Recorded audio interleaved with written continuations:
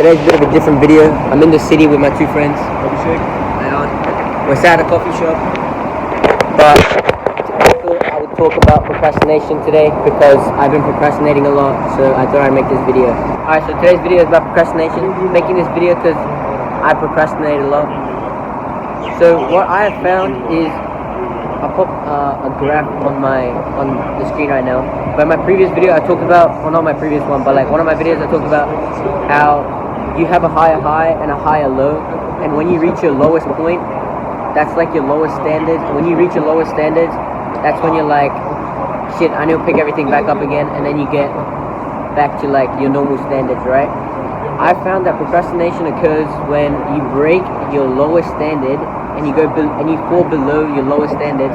That's when like proper procrastination kicks in, and that's when you like struggle to actually get back to work like at all. This happened to me when I went to India. You probably saw that video when I went to India. I went to India and I worked like I didn't do any work, so I just lost like complete drive. I lost my vision, my focus and everything, and I fell below my baseline. This is how like I started procrastinating a lot. But in this video I'm going to share some tips on how to overcome procrastination. Now, how do we come back from this? It sounds easy because we know that you feel pleasure from actually doing the work. Like when you're actually doing the work, it feels good, but you still can't get yourself to work, right? So the answer is, it sounds easy, but all you have to do is start off slow, right? So we all want to just like pick up our routines again and get back into the flow state, but it's not that easy. You need to start slow. For me, I decided to start off by doing 75 hard after I came back from India, and this was a small actionable step that I had taken that basically like gets me back into like my flow. Doing 75 hard was not that big of a leap for me because I've been doing it a lot. Basically, my entire self-improvement is like 75 hard. So this was something that just like got me back on track. Additionally to this, I started dopamine detox as I saw that my phone usage was also increased by a lot. But here are some tips to do things that you don't feel like doing. Firstly, understanding how dopamine works. Because if you understand how dopamine works, you understand that, let's say you're putting off your work, you're procrastinating your work, you'll understand that you need to drop your dopamine levels below baseline. This is because when your dopamine falls below your baseline, you are more likely to do your work as you'll feel more motivated when your dopamine is below baseline.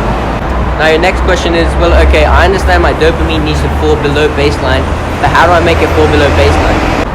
It's really simple, and you'll be very pleased to hear this. All you need to do is nothing.